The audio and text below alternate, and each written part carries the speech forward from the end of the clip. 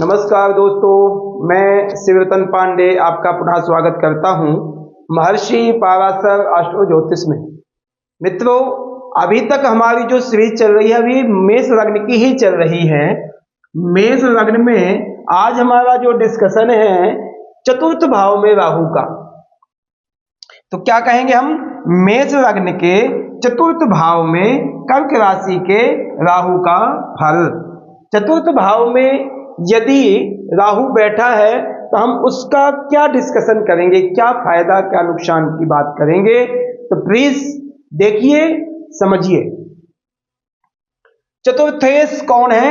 चतुर्थेश हमारे चंद्रमा है जो चतुर्थ भाव के स्वामी हैं।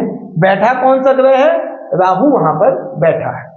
देखिए दृष्टि कहां कहां पड़ेगी, पंचम सप्तम नवम दृष्टि पड़ेगी तो 1 2 3 4 5 यानी अष्टम भाव को देखेगा राहु, उसके बाद दसम भाव को, उसके बाद द्वादश भाव को।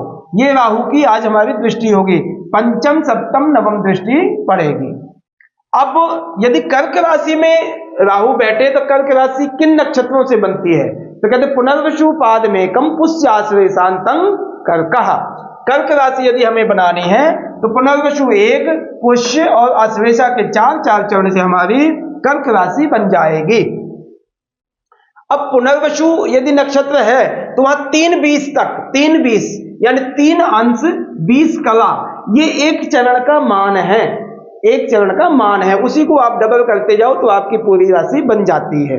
9 को 9 3 27 हो गया, अब 20 का 9 से कर दो 4 हो गया, 3 हो गया, वो अपने आप 30 अंश बन गए। ठीक है, तो कहने का राहु यदि पुनर्वसु नक्षत्र में है तो 3-20 अंश तक, पुष्य में है 16-40 तक, अश्लेषा में है तो 30 अंश तक, 16-40 से 30 अंश तक।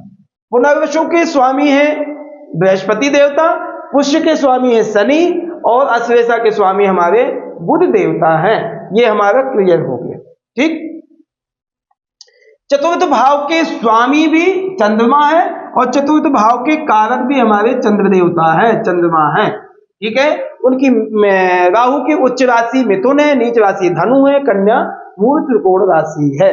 हमारा बोर्ड कंप्लीट हो गया। ठीक, अब हमें यह डिस्कशन करनी है कि जो राहु चतुर्थ भाव में बैठेगा तो क्या डीप में आप बताइए। तो मैं अपना अनुभव कोशिश कर रहा हूं आपको समझाने के लिए, जो मुझे 23 साल का अनुभव है और जो मेरे गुरु जी ने श्री मनीष तिवारी जी ने मुझे जो सिखाया है, जो बताया है, उसका मैं अनुभव आपको बताऊं। ठीक है, चतुर्थ भाव में राहु चंद्रमा की राशि में बैठे। राहु और चंद्रमा का कोई मित्रता नहीं है।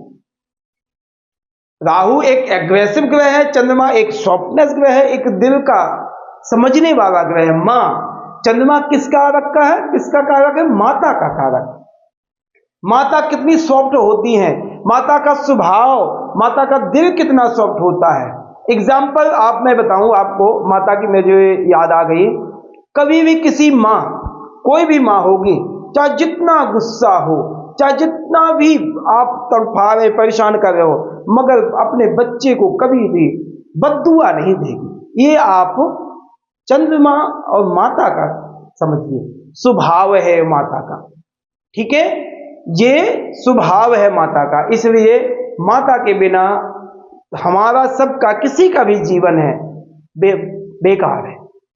कभी भी हमसे कोई किसी प्रकार की कमियां भी हो जाती हैं, मगर माता हमें कभी कुमाता नहीं बन सकती। पुत्र को पुत्र हो सकता है, पुत्र को पुत्र हो सकता है, मगर माता कभी कुमाता नहीं होती है। ठीक है, तो ये हम अपने अब चैप्टर में जाते हैं।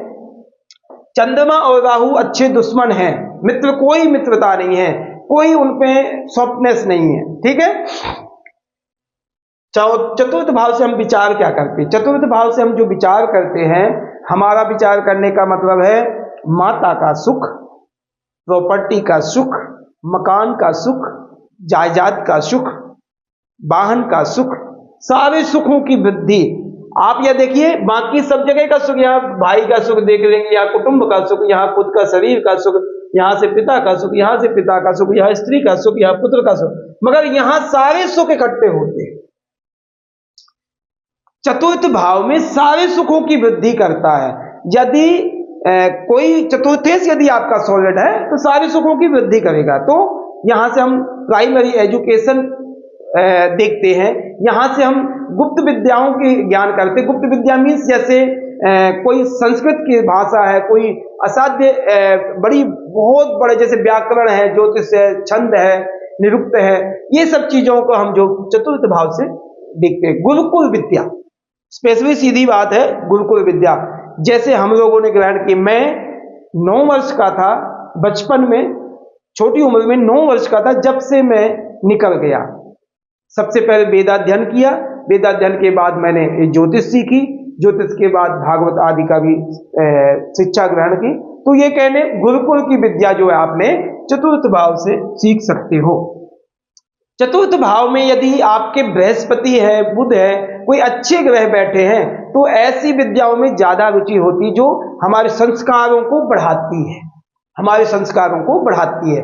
एग्जाम्पल ज्योतिष है, कोई व्याकरण है, कोई वेद है, निरुक्त है, छंद, ये सब चीजों से हमारे कल्चर को बढ़ावा मिलता है। ठीक है, बाकी चीजों से हमें ज्ञान होता है, बाकी इंग्लिश है, मैथ, कोई चीज एक ज्ञान वर्धक है, मगर ये हमारे धर्म को भी बढ़ावा देते, ज्ञान तो मिलता ही मिलता है। इसलिए चतुर्थ भाव की लगी। अब चतुर्थ में यदि राहु बैठे तो राहु चंद्रमा अच्छे मित्र नहीं है, तो आप यहां पर सीधे यह कह सकते हो कि यहां पर माता का स्वास्थ्य खराब रखेगा। राहु यहां पर माता के स्वास्थ्य को खराब करेगा। माता के विचारों में, क्यों? माता का स्वभाव है एक ऐसा कि स्वप्नेश है, कभी भी दुर्व्यवहार नहीं करती है। राहु का जो नेचर है एक सेल्फिश है, माता के साथ भी सेल्फिश व्यवहार कर सकते। जब तक जरूरत है तो माता से अच्छा व्यवहार करेगा, उसके बाद फिर वो गलत व्यवहार कर सकता है। गलत व्यवहार मीन्स उससे ना बोलना, ना उसको दुख, ऐसा हो सकता है। ठीक है, यहां पर सुखों में कमियां देगा। यहां पर आपको, क्योंकि राहु का क्या है, राहु की आदत है रिच, अपना दिखावा करना, अपना बड़प्पन दिखाना। यदि राहु वाला पावर ग्रह कोई है, यदि राहु को कोई भी कुंडली में राहु किसी को अच्छा सॉलिड बना रहा है तो उसकी आदत देखना, उसको वर्चस्व देखने की ज्यादा आदत होती है, वर्चस्व देखने की आदत की, मेरा ही मेरा नाम हो और कुछ भी कोई नहीं है। तो ऐसा परिवार में भी देखता है। तो ऐसे व्यक्ति को चतुर्थ भाव में यदि राहु बैठा है तो मकान, जायदाद, गाड़ी आदि का लेने का तो शौक होगा, मगर कर्जा लेके होगा। ऐसा नहीं है कि उसने इकट्ठा कर लिया तो उससे ले लिया, कर्जा लेकर के ही कोई सुखों में वृद्धि होगी, चाहे छोटा हो चाहे बड़ा हो, उसकी आदत हो जाएगी कि लोन ले लो। ठीक है, तो उस कारण से यहां पर चतुर्थ भाव में बैठा राहु सुखों में कमियां दे। आप कह दो करिए मकान तो मैंने बना दिया, मगर जब उसकी किस्त ही नहीं पूरी हो पाएगी या कोई काम नहीं पूरा आपका हुआ, टेंशन, राहु ने टेंशन देना है। जब कर्जाई होगा तो टेंशन तो आपको बनेगी बनेगी। तो ये राहु के हमारे लक्षण है। विद्या में भी, विद्या में प्राइमरी विद्या जो है कोई इतना इंटेलिजेंट नहीं होगा। हाँ, तकनीकी चीजों में है। राहु, एक बात का ध्यान देना, राहु यदि विद्या देता है तो बचपन में तो नॉर्मल बच्चा होगा, 10th या 12th के बाद फिर उसकी बुद्धि खुल जाती है, फिर तो बहुत अच्छा इंटेलिजेंट बन जाता है, मास्टर पीएचडी भी कर सकता है किसी भी सब्जेक्ट में। क्यों? क्योंकि ऐसे व्यक्ति को अलग से याद नहीं करता है, टेक्निक चीजें उसको जल्दी समझ में आती है। तो राहु के हमारे लक्षण है। यहां पर माता के स्वास्थ्य को खराब करेगा, यहां पर माता के क्या कहते हैं संबंधों को भी थोड़ा बहुत खराब करेगा। यहां पर सुखों में कमियां डालेगा राहु। ऐसा नहीं है कि आपको सारे सुख मिलने के आसार है, सुख मिलेंगे मगर वो अब दिखावा के सुख होंगे, स्वप्न के अंदर के भीतरी सुख नहीं होंगे इतनी ज्यादा। विदेश यात्राएं ऐसा व्यक्ति कराता है, ऐसा व्यक्ति यात्राओं का सुख लेता है। ऐसे व्यक्ति को आप एक और पॉइंट में बताऊं, ऐसे व्यक्ति को किराए में रहना बहुत ज्यादा पसंद आता है। किराए में व्यक्ति ज्यादातर रहता, आधा जीवन तो किराए में निकाल देता है। रह करके यदि अपना भी लेगा ना तो आज यहां लिया, कल दूसरी जगह ले लेगा, परसों और जगह ले लेगा, बेच के मकान। कहने का मतलब स्थिरता नहीं है, राहु स्थिरता नहीं देता। जो चतुर्थ भाव है ये स्थिरता का कारण। ठीक है, तो इसलिए हम चतुर्थ भाव के राहु का ये हम पर डिस्कशन कर सकते हैं। यदि अब हमें यह देखना है कि चतुर्थ भाव में मंगल और चंद्रमा की स्थिति क्या है, यदि चंद्रमा यहाँ पर बैठा है तो चंद्रमा मन को अशांत कर देगा, मन चंद्रमा नहीं करेगा, राहु कर देगा, चंद्रमा को राहु पीड़ित कर देगा। यदि मंगल यहाँ नीच के आ गए तो ऐसा व्यक्ति पक्का ही है कि वो मकान आदि का सुख और वाहन आदि का सुख बहुत कम मिलेगा, दिखावा की ले लेवे मगर वो टेंशन में ही रहेगा। हाँ, यदि मंगल यहाँ है यानी लग्न में या दशम भाव में बैठे हैं तो वहां पर फिर प्रॉपर्टी आदि का सुख वृद्धि हो जाएगी कि मंगल के प्रभाव से। माता के सुख को यदि देखना है तो हम चंद्रमा से देखेंगे, क्योंकि चंद्रमा यहाँ बाकी सुखों में भी वृद्धि करेगा मगर स्पेशली माता के सुखों में चंद्रमा यहाँ पर पावरफुल हो जाएगा। यहाँ पर चंद्रमा माता के सुख को बढ़ावा देगा और राहु के प्रभाव को थोड़ा कम करेगा, हालांकि अशांति रहेगी। सब पंचम दृष्टि अष्टम भाव को जाएगी राहु की, यहाँ पर बीमारियां प्रदान करेगा। यहाँ पर आपको, क्योंकि शत्रु क्षेत्री है, शत्रु राशि में बैठा, शत्रु को देख रहा है तो वहां इफेक्ट ज्यादा करेगा। वहां पर आपके कर्जाओं को बढ़ाएगा, वहां पर अचानक एक्सीडेंट आदि आपके करवाएगा, वहां पर आपको नुकसान कराने के ज्यादा चांस होंगे, पुरातत्व को कमियां देगा। मंगल यदि दशम आदि में बैठा है तो मंगल फिर कंट्रोल करेगा राहु को, अन्यथा नुकसान करेगा। यदि सप्तम दृष्टि यहाँ पर केतु होंगे, यहाँ पर अच्छा फल देंगे। हाँ, पिता से संबंधों में उतना नहीं, मगर हाँ एक बात का ध्यान देना, पिता के धन का उपयोग करेगा राहु।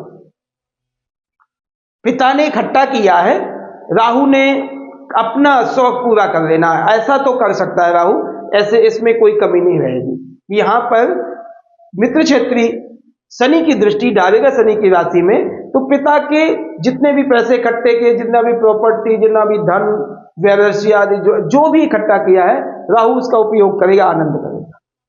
ठीक है, द्वादश भाव को राहु जाएगी नवम दृष्टि। द्वादश भाव बृहस्पति की है, बृहस्पति वहां पर स्ट्रॉन्ग होंगे तो राहु का इफेक्ट ज्यादा नहीं होगा, मगर तब भी यात्राओं का कारण बनेगा। यहां पर विदेश की यात्राएं, चाहे कर्जा लेके चला जाए, मगर चाहे लोन लेके जावे, मगर जाएगा जरूर, विदेश जाएगा और मौजे करके आ जाएगा। वहां पर स्थिरता इतनी जल्दी नहीं मिलेगी।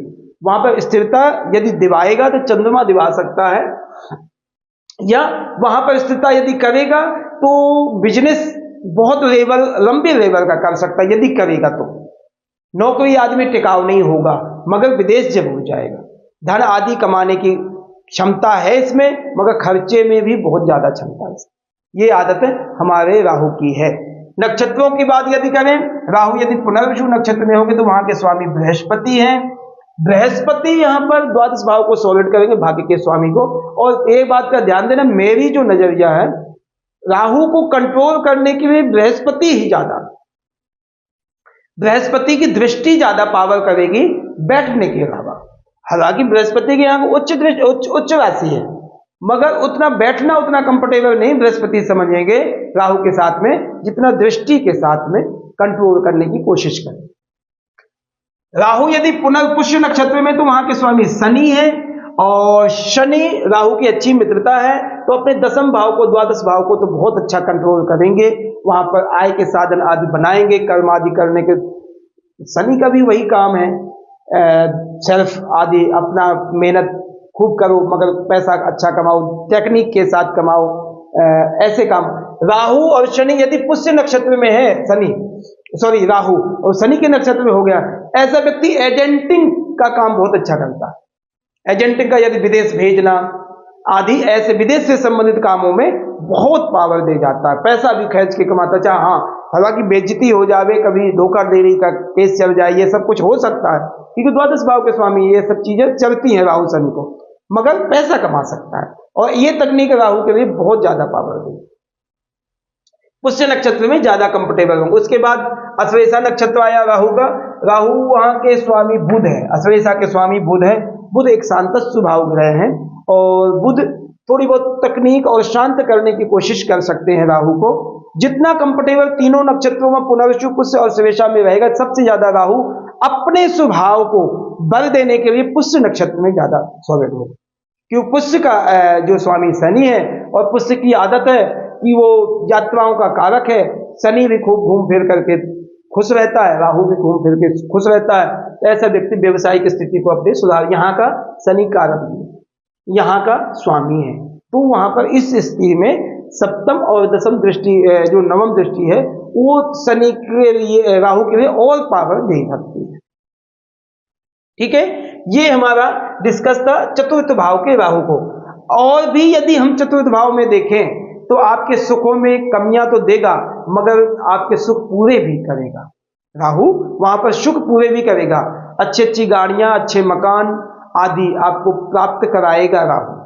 यहाँ पर विद्या में स्टार्टिंग में थोड़ी दिक्कतें आएंगी, मतलब लॉन्ग टाइम तक विद्या अच्छी ग्रहण कर सकता है व्यक्ति, अच्छा एजुकेशन कर सकता है। मंगल यदि सॉलिड है तो यहाँ पर प्रॉपर्टी आदि से काम अच्छा व्यक्ति कमा सकता है, अच्छा धन कमा सकता है, क्योंकि यदि मंगल सॉलिड है। यदि शनि सॉलिड है तो ऐसे व्यक्ति के लिए एजेंटिंग बेस्ट है, और एजेंटिंग भी ट्रैवल्स की, विदेश से संबंधित सेटलमेंट की, विदेश भेजना बुलाना, वहां सेटलमेंट कराना, ये सब चीजें जो है टेक्निक चीजें जो है राहु यहां पर बैठ करके कंट्रोल कर सकता है। राहु के लिए आप ये नहीं कह सकते हो कि एक जगह बैठ करके काम करो, वो नहीं बैठेगा, उसको तो चलने फिरने वाला काम, यात्राओं वाला काम कराओ। यदि कभी भी राहु चतुर्थ भाव में बैठा है तो आप ये देखिएगा कि माता और पुत्र में डिस्टेंस बहुत होगा, एक घर के अंदर बहुत कम रहते भी होंगे तो थोड़ा बहुत विचारों में दिक्कत आएगी, माता का स्वास्थ्य खराब होगा। और यदि अलग रहता है बेटा तो उतना फर्क नहीं पड़ेगा, स्वास्थ्य में कम फर्क पड़ेगा क्योंकि एक छत के नीचे नहीं रह रहे। इसलिए हमारा यह राहु के चतुर्थ भाव में कर्क राशि के फल हमने डिस्कस किया है। अब मैं यदि उपाय की बात करूं तो मैं उपाय ये कहूंगा कि चतुर्थ भाव में राहु यदि बैठा है तो अपनी माता की ब्लेसिंग जरूर लेवे, माता का आशीर्वाद जरूर लेवे, अपने कुछ में थोड़ा सा पैसा कमाने की जो वो है उसमें थोड़ा सा माता को जरूर देवे, हिस्सा देवे, उस माता के संबंध, माता का स्वास्थ्य भी ठीक रहेगा। और राहु को थोड़ी बुद्धि के हिसाब से अच्छी बुद्धि मिलेगी, जिससे हेरा फेरियों से बहुत ज्यादा पैसा ना कमा करके स्मूथली अपनी अच्छी जिंदगी जीने की कोशिश करें। यह मेरा डिस्कस था, मैं चतुर्थ भाव के राहु कर्क राशि में। ठीक है, मैं आपसे रिक्वेस्ट करूंगा कि प्लीज हमारे इस चैनल को महर्षि पाराशर एस्ट्रो ज्योतिष को ज्यादा से ज्यादा प्लीज सब्सक्राइब करें, कमेंट, बेल आइकन की बटन दबाएं, शेयर करें, जुड़िए। चतुर्थ भाव के राहु का हम फल जो डिस्कस किए हैं इसको देखिए, प्लीज देखेंगे तो आपको ज्ञान मिलेगा, और ज्ञान मिलेगा तो आपके जीवन में चेंजिंग आएगी। धन्यवाद, नमस्कार।